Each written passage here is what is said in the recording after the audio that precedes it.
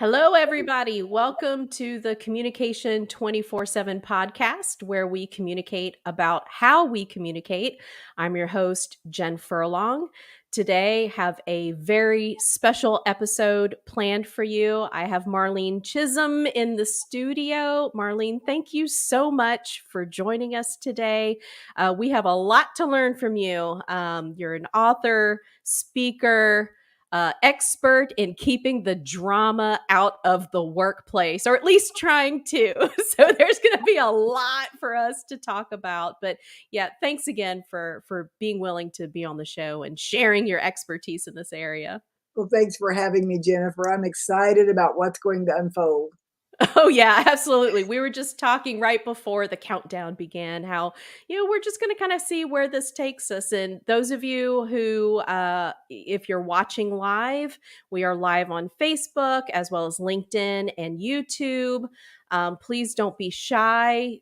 Make some comments, ask questions. That's why we're here. We want you to be a part of it. So participate. Make sure that you get those questions out there, especially when we're talking about conflict. I know for a fact that there are a ton of questions out there. But before we dive in, Marlene, do you mind just giving a real quick background as to how did you get into this area of conflict management and resolution? Oh, wow. I could go back to so many places, but I'll say that when I got introduced a long time ago, very, very long time ago, to the Cartman drama triangle, the triangle is when dysfunction is happening in relationships, you can see victim, rescuer, persecutor. You can see dynamics that are happening. It was built by a psychologist, I think family therapy. And I took it and started working toward my master's degree with the word drama, kind of revived the way that I view it, and started doing all this research, got a master's degree with a capstone that was called Drama in the Workplace Hampers Productivity, the Effect of Relationships on the Bottom Line. And I started seeing that drama, conflict, however you define conflict, it affects everything in our lives, our health, our well-being, our productivity. So it started out at the beginning years of my professional speaking, getting a master's degree, and then it evolved into training, and then that evolved into consulting, and it kind of led to this book. So my first book was Stop Workplace Drama. Then it was No Drama Leadership. And then it was 7 Ways to Stop Drama in Your Healthcare Practice. And I'm trying to get rid of the drama. So I'm now going from conflict to courage. So really using the language that other people use around drama and really talking about conflict in a bigger scope. And this particular book came about because I had been doing training and development on what I call the performance conversation model. It was about difficult conversations regarding performance behavior. And that was what I wanted to write the book on. But the publisher said, could you expand it and make it about conflict? Because we already have an author on that difficult conversation. So it's sort of an evolution, and it even goes further back than that. But that's sort of a quick snapshot of how this book came into being. Wow, that's so interesting. It kind of reminded me back when I was in graduate school and I was focusing on crisis communication.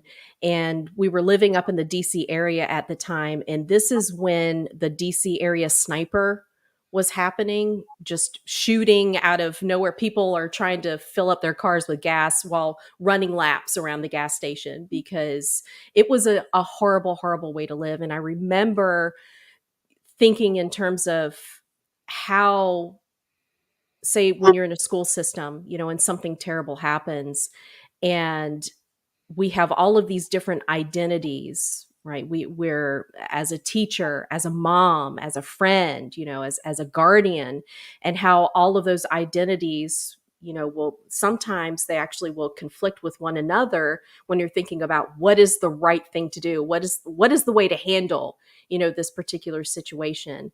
And so I know in the workplace, we may not necessarily, hopefully, have to deal with something, to that magnitude, but I know that it can feel, to that magnitude, especially when we're not sure as to what our place is in the workplace. And that's one of the things that I really wanted to, ask you about in your book. You do talk a lot about leadership, and I guess, the type of leadership, how being confident in yourself. And, what types of leadership may be more conducive to being effective in conflict management versus others. So that's why I'm really excited to get your take on how do we go about managing conflict in the workplace more effectively.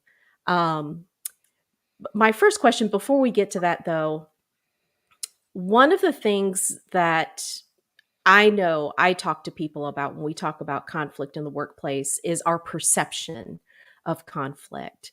Can you say a little bit about how our perception of conflict has an impact on how we actually go about managing conflict, whether it's effective or ineffective? Yeah, there's so much around that, and again, so many Mhm. threads, but most Mhm. of us, we haven't really thought about it. We just hear that word, and some of us Mhm. are pretty aware, and we say, "Well, I know that I'm conflict avoidant. I just want peace, Right. and so I really know that I avoid."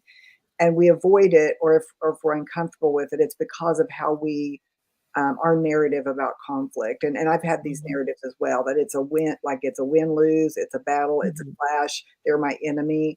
And as long, and if that's unconscious, if you don't understand Mhm. that that's what's kind of going on in the background, you're going to be really afraid of conflict, and you might even be afraid of your own aggressiveness toward it.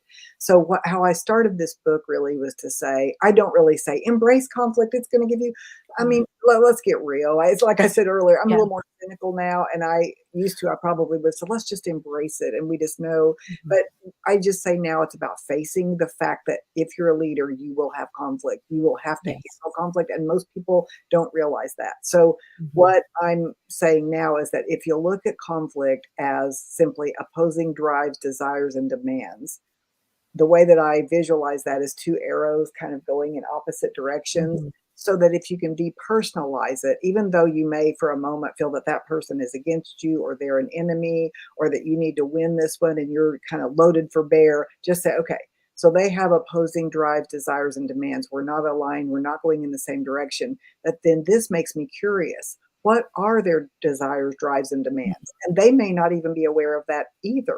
Maybe they do love to win and love to argue, and there's that drive. Maybe there's something within the budget that you don't know about that they do. And if they don't get their way, they're not going to accomplish something they've been working on for 10 years. So until you get curious about what are the opposing drives, desires, and demands, and what do I really desire, and what is my demand? If I don't know those things, I'm going to walk into conflict afraid of conflict. So, first of all, it's about how you define conflict. Yes, that is so important. I mean, number one, conflict's going to happen, right? You just said, hello, we're humans, and somebody's going to do something or say something that pisses you off, rubs you the wrong way, and vice versa. We're no exception. We're going to do the same thing. So, in working around a bunch of people, it is bound to happen. So, I really like your concept of let's not let's not paint this picture of, oh, this is going to be a wonderful thing, because it is uncomfortable and it's not always a wonderful thing, but it is reality. It is reality. We're going to have to be able to face that. Before the pandemic, I know there was a lot of interest in managing conflict in the workplace because, like I said, we are human and it's bound to happen. The past couple of years, though, we have really had some challenges as far as being separated, being isolated. And now it seems like hybrid is the word of the day. We have people coming back into the workplace. I know the medical community has just had their butts handed to them for the past 2 years, right? It has not been easy. So I know they're struggling. They're absolutely struggling. Um, how do they even begin to put the pieces of this puzzle back together? Because I know this is a difficult thing that so many organizations are going through right now. And I mean, you can see it just through customer service and then how people are just interacting with one another. Where do we start? Where does leadership begin? Because we know it's going to have to come from the top, It right? really does. And so one concept that I offer, and this has really helped me in my life, it helps me in consulting and coaching others, starting from a place of what I call leadership clarity. because Mhm. we really get into the weeds about whose fault it is, how long is this going to last? It just won't work out this way. That's not fair. That's really a lot of distraction. And some of it may be fact. This is going to Mhm. be difficult. It may not be fair. These things happen for sure. But what we want to do is, as a leader, we want leadership clarity. And in all my other books, I talk about clarity in a broader scope. And I'm going to lay that foundation real quick so I can talk about leadership clarity. But in my other work, I talk about that clarity can change any situation. And in all drama, there's always a lack of clarity. So, clarity in that description in my former work, and I bring it into this book. If you think of a boat and an island, we've got a situation and we've got an outcome. Then we have between the boat and the island, we have a shark. That's our obstacles. And we talk about our obstacles so much that we lose focus as to where we want to go. Or we try to hire a consultant and tell the consultant what to do. We need 3 workshops and we need a new diversity officer. That's going to Mhm. change it. Take all that away, calm down for a moment, and define the situation, define your outcome, and define the observable or perceived obstacles. Because until you have leadership clarity, you don't even have a place to start. So the first part of it is what's happening that shouldn't be happening and what's not happening that should be. Once you clearly define the situation, with that understanding, it may change as you get more information. But at least if you start from here's what's happening or not happening, and then we say here's what we want to have happen, and it's not about we want everybody to be back at the office. It's about we want to serve our clients, our customers, our patients in such a way that it's better than before. And by better we mean these measurables, so we know what we're after. And it's not about the weeds, it's not about the how to, it's not about the program or the workshop. Once we have those 2 points of attraction, our starting place and our end result, then we can say, well, here's the obstacles. Mhm. Not everybody wants to come back. Some people don't think it's fair. We haven't found the right system or the right metrics, or we haven't found the right software. Now we know what we're up against, and we're looking at it sort of as if we're standing on a bridge looking down versus we're in the boat hitting each other with the oars. We're out of the drama. We're out of, I call it getting stuck on the rock called how. We're going to have a workshop. We're going to have a new diversity officer. We're going to have a new chief of people happiness. Okay, maybe you need that, but you're not ready for that yet. That's the how to. Let's first look at where we are, where we want to go, and what's standing in our way. That's leadership clarity. I'm so glad you said that because I have heard so many organizations that are doing just that. Let's hire a chief of happiness, Whatever. we'll hire this chief of, making sure that chief of joy, whatever we want to Chief of call it. inclusion, chief of engagement, chief of whatever word is the topic of the moment. We're going to hire an officer, a C-suite officer of that word, and we're going to then talk Mhm. about engagement until we're so sick of it we can't stand it. When in reality, people will get engaged when they buy into what the mission is and their own purpose in it. So we do Yeah. all these things that I guess someone gets their master's degree and writes a book like I do, and then we all get on the same book. But the reality is it's not that hard. It's really Yeah. pretty practical. And then if you want to create those names and titles and officers and that it evolved into that, that's fine. But we put the cart before the horse so often on all Yeah. these initiatives and these words that we use. And like I often joke around because we all are having this awakening where we want more Yeah. people to feel included and engaged. And those are wonderful. So I don't want to sound so cynical that that isn't Mhm. important. But here's the reality with all of that. If you're out there with a placard or talking about I want people to be kind and to be more inclusive, well, you know what, go visit your aging grandmother in the nursing home, because then you can start really offering those principles right in your own life instead of trying to fight about what you think is not working. That's just a Mhm. distraction. It will Yeah. come about if you get the clarity. Everything you want will come about from the clarity. Yeah. And if there are any leaders who will listen to this, one of the dangers in having that mindset of we're going to hire a chief of happiness, and really at the end of the day what they're doing is they're avoiding, right? They're avoiding dealing with the issues. And I think potentially what could happen, how this could backfire, is now you're going to have a workforce that is feeling resentful. They're not feeling acknowledged, they're not feeling heard. It's, we're putting this glossy coat of happiness over everything and really not dealing with what it is that is at the heart of the conflict, that the issues that's happening in the workplace. Um, what would you say to a leader? Um, well, I guess the question I would want to ask is, are there particular types of leaders that can handle this type of situation more effectively than others? And if there are, what can they do to Yeah, try to mitigate that? I do talk about, what I call aligned leadership identity with the Mhm, idea I love thinking about identity and playing with that. You mentioned it earlier. mhm, We all our behaviors, our mhm, identity drives our behaviors. So if, for example, a new leader comes and they get promoted because they were a top performer or because they've been there the longest, or who else would we promote? No one else wants to take it, whatever that is. They may struggle if they don't view themselves as a leader and have a clear understanding of what leadership really means. So if we mhm, haven't defined mhm, it, if I, as the new person that's a new leader, haven't thought about what does that really mean and what do I lead from? What are my values? So I call it aligned leadership identity. And an aligned leadership identity is I see myself as a leader and so do you. So mhm, therefore, whenever I gather people, facilitate, ask questions, you see me as someone that facilitates that change or that direction, not necessarily the authoritarian type of leader, but I'm very aligned in that you see me as someone to go to, that I have the best interests of the organization.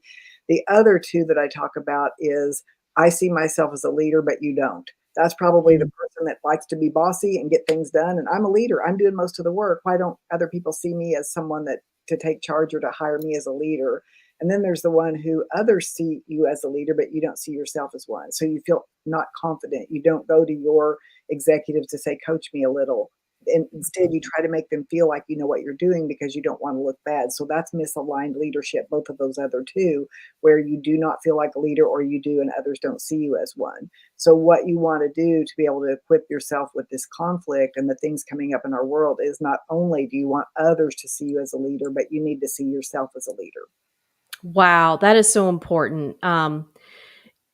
I can imagine how difficult it's going to be for a leader. You're put in this position to lead others. And if you don't truly see yourself as that leader, how are you going to be able to manage the conflict when it does come along? You probably feel as if, who am I to get into this? Or are they even going to listen to me? I don't feel like, they really should listen to me, or for whatever reason. That's such an important thing to keep in mind with the alignment of how we view ourselves versus how others view us.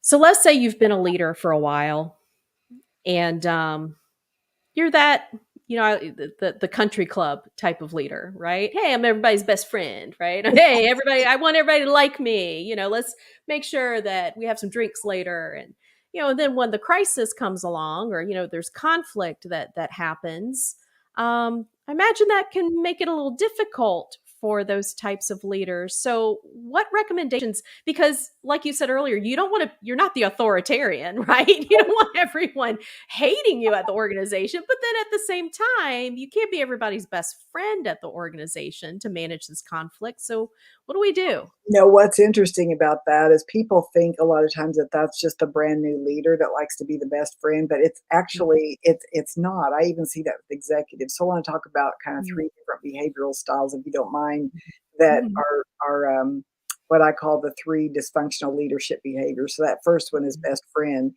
And I've even seen executives, like, at the top, even CEO, be more like, "My door is always open," which is fine, but if your door is open and that person comes to you and they override their supervisor because they feel like you're such a nice guy that you're gonna say, "Well, sure, you can work virtually," and that hasn't been discussed with the leader of that department, that's a problem, and it's coming from this drive, desire, and demand to have you like me versus the conflict that comes when I say, well, my door is open, but you still have to go to Jim or Jane, your boss. You still have to go to them and talk because I'm not in charge of that department.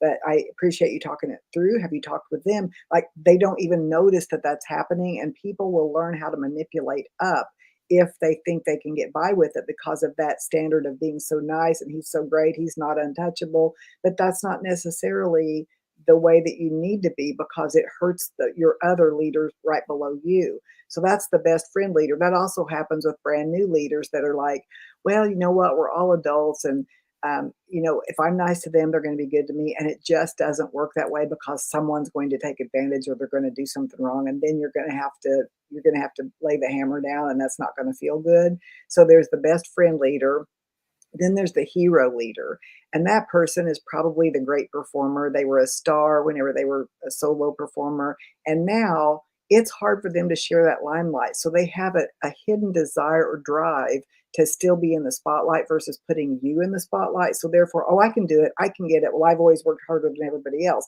I've got the answer. Come to me. Instead of coaching and supporting and Mhm. growing people, they become this hero leader, and it just totally clips the wings of everybody else. And then there's the hands off. And I see this as, I do believe you have to grow your team and help your team to where you shouldn't have to micromanage. But there's this big distinction between hands off and micromanagement, or hands on and micromanagement. And hands on means we have maybe one on ones every week or every other week, or we update each other and I know what's going on and you don't feel that I'm micromanaging just because I ask a question. And I think employees throw that word around micromanager in order to intimidate and to make the leader be more hands off. But what I found in conflict, that if let's say you're a maybe a step above director, and your director is mismanaging conflict and you don't know it, and they're moving people around, I call it moving people around on the chessboard, and they've had some sort of conflict, and then someone comes to you and you're like, well, go back to your person, because if you don't understand what's going on, litigation is getting ready to happen. I've seen it over and over and over. You need to understand the conflicts of the leaders below you and their employees. Yeah, and you're not gonna know that if you're not communicating with your workforce. So, yeah, that delicate balance between that open door policy that you mentioned earlier, making sure that you're not somehow stepping over mid management, letting them do what they need to do, because you're right, they need to develop as leaders as well, to that opposite end of it, the micromanaging aspect of it. But you're right, you need to know what's happening if you're going to be able to manage effectively. Well, I mean, leaders not necessarily manage everything effectively, but you got to know what's going on, in your organization. That way you're not surprised. Do you find, yeah, you're surprised as a leader? Oh, this is Yeah, you're not really, we're getting sued? blindsided. Yeah, and I think something else too, that when you start viewing yourself as a learner and as a coach, like both, like I'm a Mm, learner at any level, but I'm also a coach to those that are right under me, so that they feel like I'm not going to be the hero and tell them exactly what to do, but come to yeah. me, tell me what you're planning on doing, and then let's talk Mhm. that through. Come back and let me know how that happened. If you feel like you've got a coach, and most leaders I don't think know how to coach really, they pretty much Right. either hands off or they're hands on and it's total micromanagement. So that in between is sort of, I think, looking at yourself and others as learners and as coaches in your respective areas, or maybe even advising, here would be my Mhm. advice, because if you don't do this, this is what's going to happen. If you knew that you had someone to go to without being called incompetent, because everyone's Right. worried about being perceived as competent when they get Yeah. a leadership position. But the truth is, you can't know these things, and it's not even relevant to you until you become a leader. So, Right. Yeah. The light bulb just went off there. I'm hearing so many parallels between how you're describing how to develop, others, and being a coach. And, I've taught communication in the classroom at the college level for 18 years now. And similar things happen, I think, with newer professors wanting to be the friend, wanting to seem friendly, wanting to coddle in a lot of ways. And then you have the other professors that are kind of like, look, we have no flexibility. This is my way or the highway, and you're going to do it this way. And even then, there's not growth. So you really do have to be able to kind of step back and allow some mistakes to occur, but then guide them along and, answer questions and be okay with saying, I don't know the answer to that right now, but hey, let's figure it out. Or what do you think? Or, how do you think would be a good way to move forward in yeah. this situation Yes, instead of just asking good offering? questions. Yeah. Just Yeah. asking good questions and learning with them Mhm. instead of feeling that you have to know everything. You don't. I just think Yeah. it's about the initiative. Take the initiative, and don't, I think I see so much, that's not my lane, that's not my thing, go here, do that. But you can still take initiative. I'll tell you who to go talk to. I can Yeah. we can look together. It's that initiative. I think that's such a missing part so often. Right. And it sounds like, I mean, there's a lot of intentionality with being a leader and making sure that you set things up in the culture beforehand so that when conflict does happen, it's not something that is not manageable. Right. Um, I'm interested in one of the things that you talk about in your book. You say leaders need to expand conflict capacity. Can you say a little bit about that? Because now that I'm thinking about the strategy of being a leader and managing conflict effectively, walk me through that aspect of it. Yeah, so as long as we stay comfortable in our little patterns, whether that's our defense mechanisms are going to be avoiding, appeasing, or aggression, we're going to just Mhm. do one of those things to release the energy that we feel, when we're in conflict. So, in order to expand, what I've done is broken it down into three overlapping circles, a Venn diagram, where you can say that, okay, part of building your capacity for conflict is that you have to have some of the skills. And a lot of organizations will offer skills training. They'll have a workshop or they'll have a series of mini workshops or they'll have LinkedIn Learning and people will get their certificates and they'll say, I've been to the difficult conversations, I've got my certificate. That's great. That's skills training. And then it's about embodiment, right? Then it's not just about you could pass it on a test because I always say we all know the answer in a classroom or in the test, but then in real Right. life happens and all of a sudden it's like algebra when you're trying to do homework, right?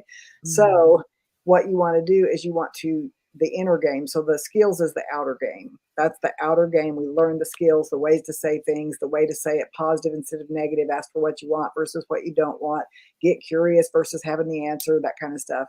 And then the inner game is more about your inner journey of what's going on. It's your deliberate practice, your Mhm. willingness to feel some bad feelings, your willingness to not have all the answers, your desire. It's just your inner journey that you're always going to be expanding. Because what I've found Mhm. is that you can have all the answers in a workshop and have the skills, but if you don't have capacity internally, you'll eventually resort to these other behaviors. And then finally, for a leader, this is extremely important is the culture. The culture allows for you to lead the way you need to lead. If you're in a culture where they've hired you, for example, to be a change agent, and you have the capacity, you've worked on your inner game, you've dealt with your own insecurities, you have worked on the skills, you're pretty good at several of them, but the upper level leadership, they say they want change, but then they like everybody to get along. It's Stepford Wives. You try to change, Right. you're the number one enemy at that point. So if you don't have support at the top, if the structures aren't in place for you in the culture for you to actually lead, if someone keeps slapping your hand, if someone is too nice, if the culture won't allow it, then you're going to have to get another place to lead because it's not going to work out. So all those three circles, when they overlap, you've got in the middle your capacity. As you expand each circle, that middle part grows too. Yeah, I love that idea of expanding outward and how I'm visualizing that Venn diagram. And you're right, the all the outside stuff. That's the stuff that you and I can go into an organization and we can show them and coach them, and these are all the things that you can do. But at the end of the day, I always say communication is a skill, just like any other skill. You got to work at it, and Absolutely. this is like a daily thing, and it's the small things that make the big difference. But you got to engage in that practice every day if you want to improve that skill of communication.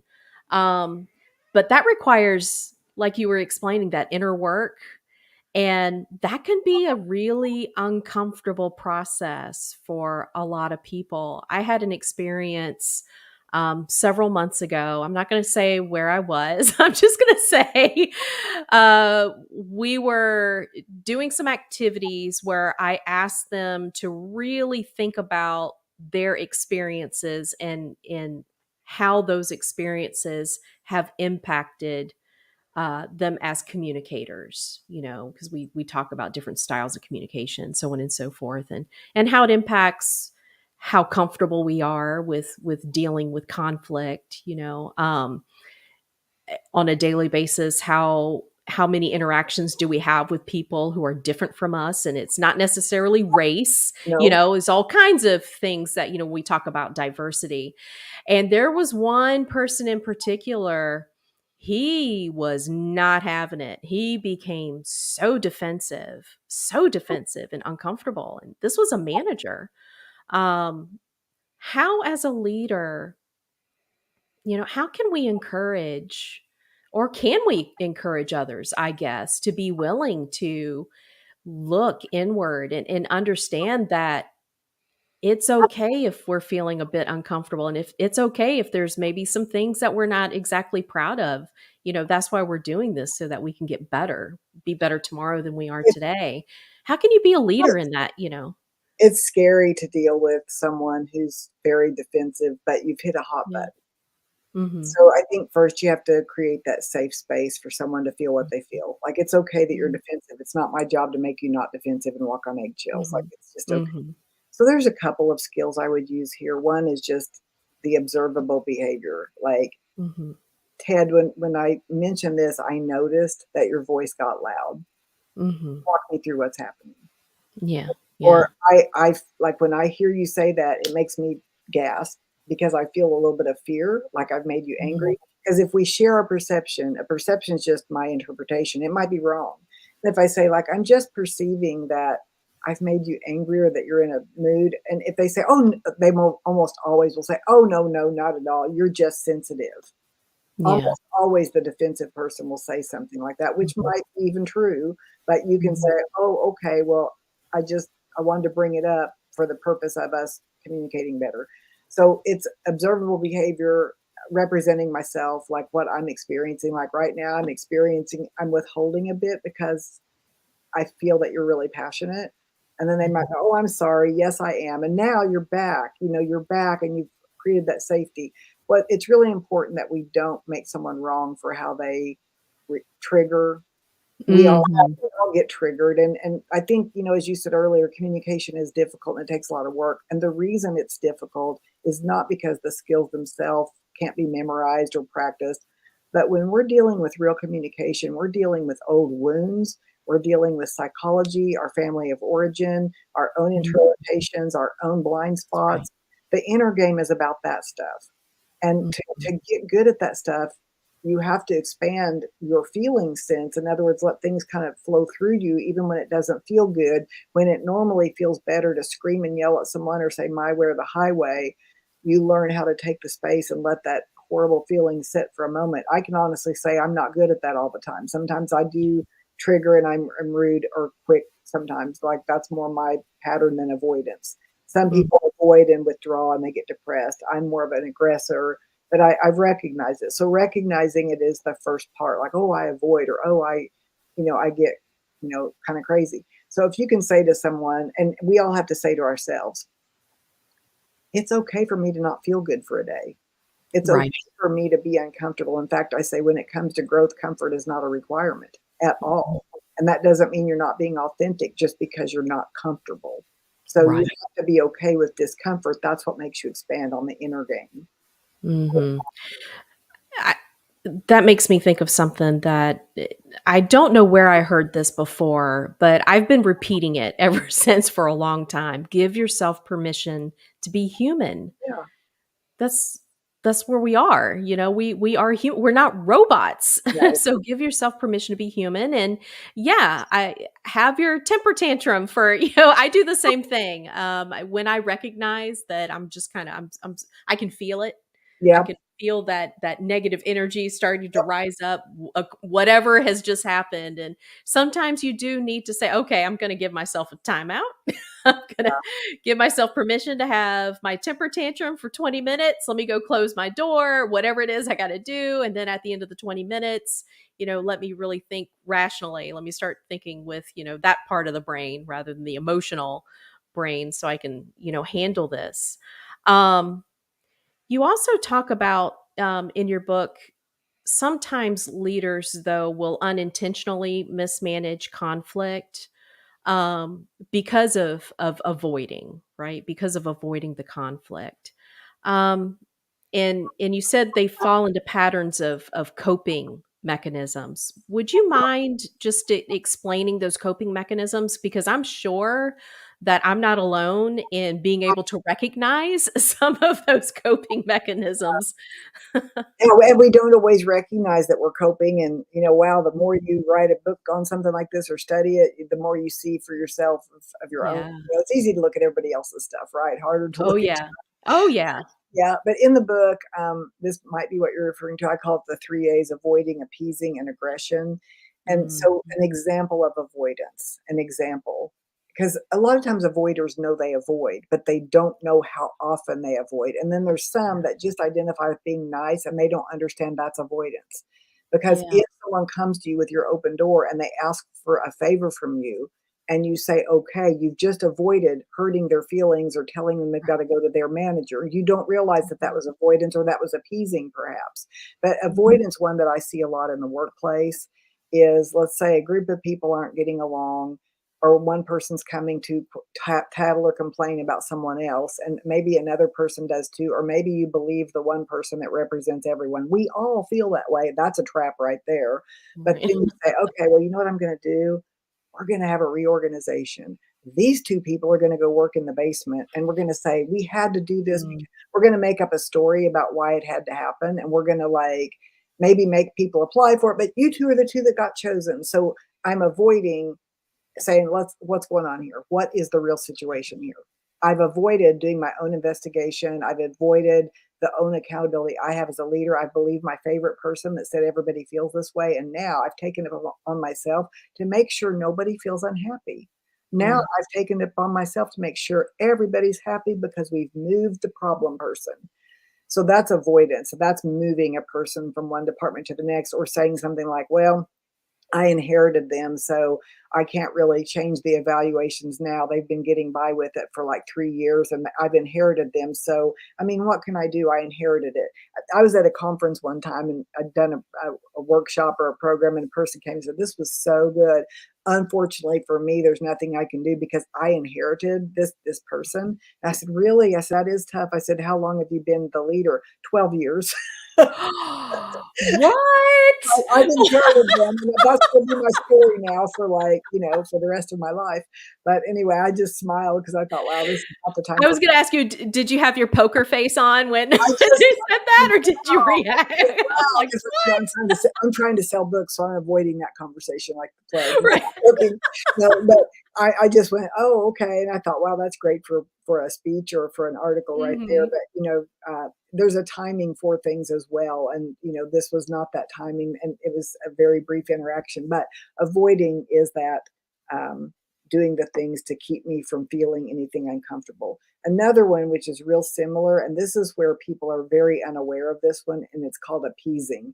I will say that I never do this because my word is golden. I don't say, I'll get back with you. Let's do lunch. I think it's a great idea. Why don't we consider it? I've just learned not to do that because it causes so much drama later, to tell employees that this is a great idea. We want you to engage. And so when they come up with an idea that is not going to happen, well, they engaged. So I'm going to tell them that was awesome. I love the idea. We'll talk about it in the next quarter. Next quarter comes. That was appeasing. You didn't even think about it. They're all planning on that next quarter going, okay, I get the spotlight, and it was never brought up. That was because you appeased and never took it seriously.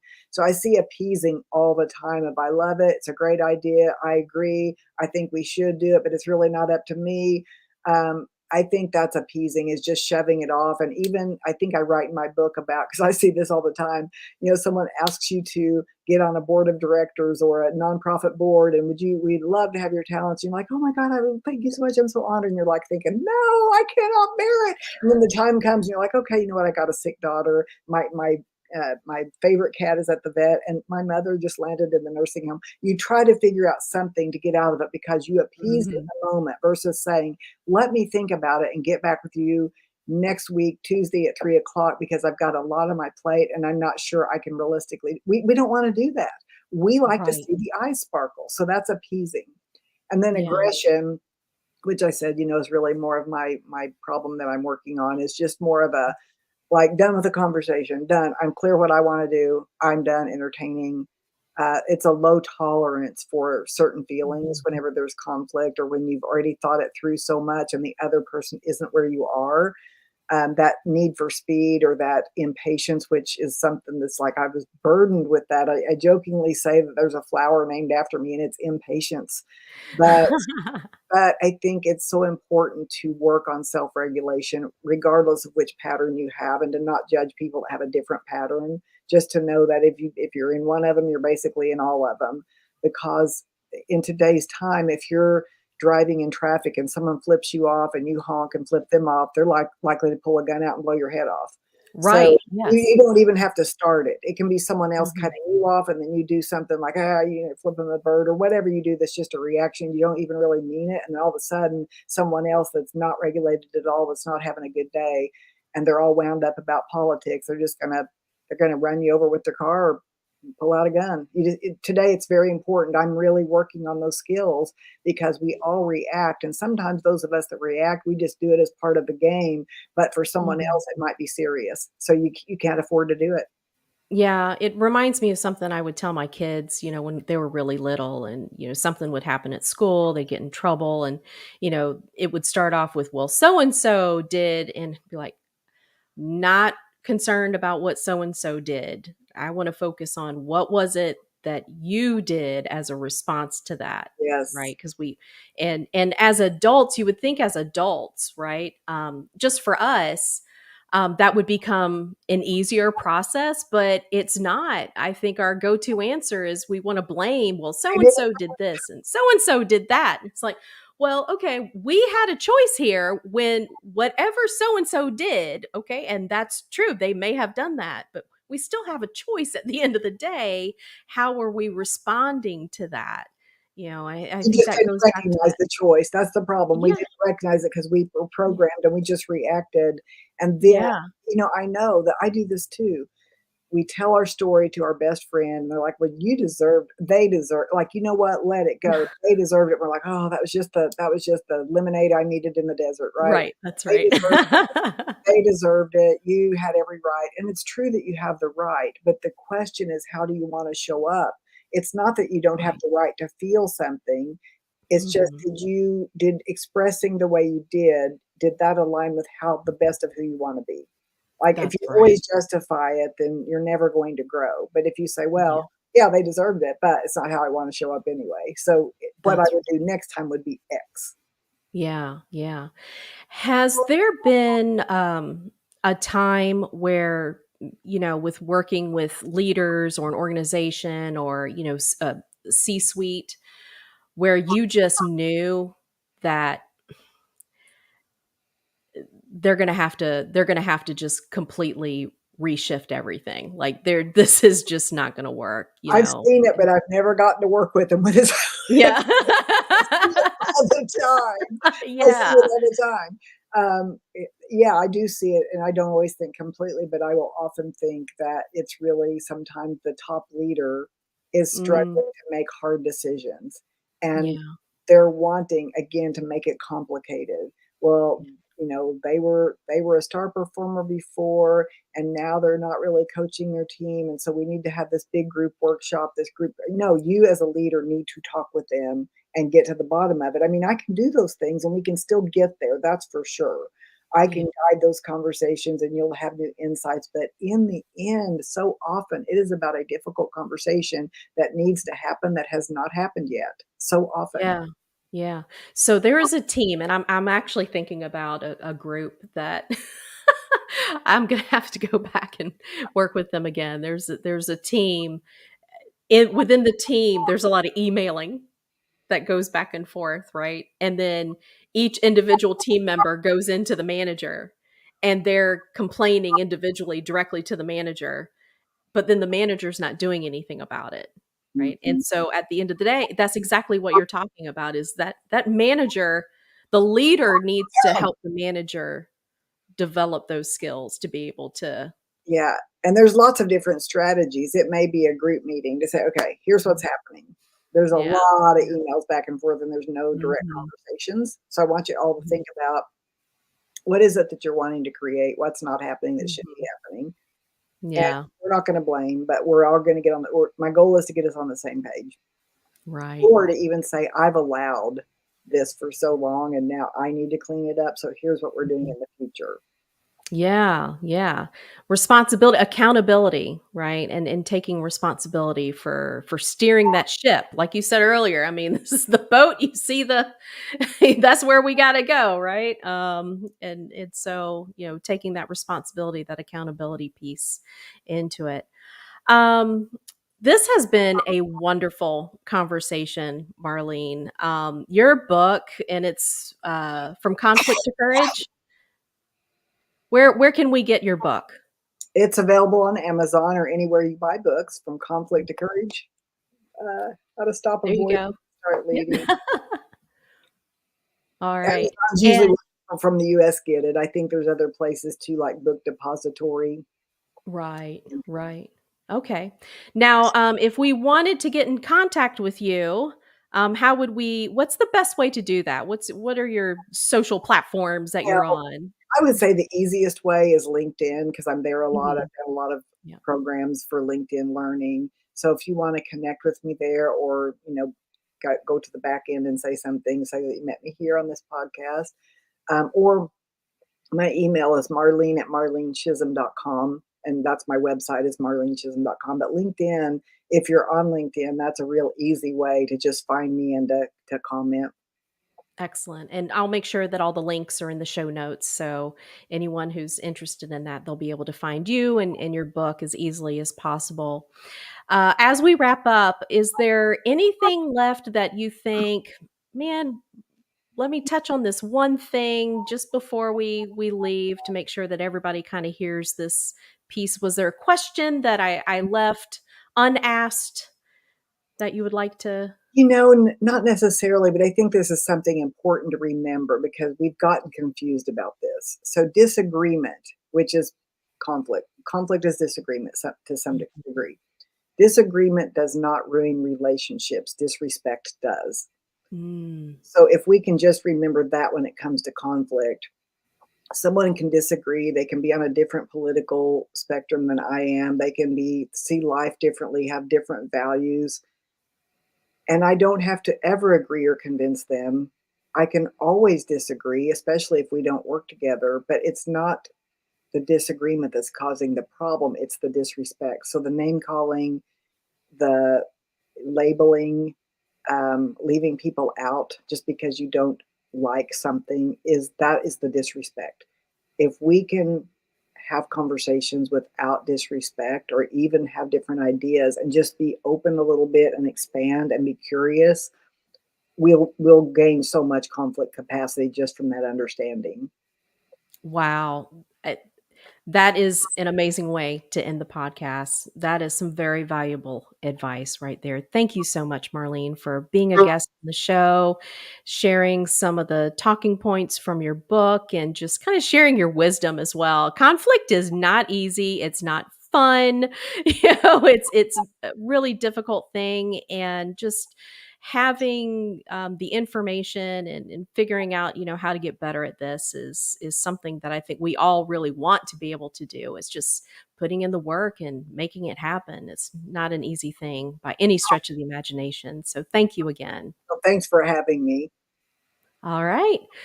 Okay, so that's it for the podcast. This will be available on all the major podcast platforms. I'll take the audio and put it out there.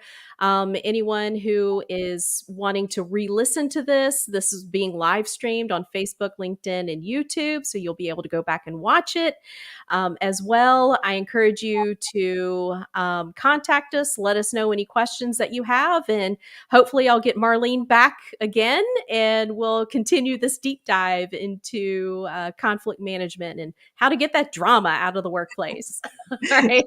Until then, everybody, take care. Bye.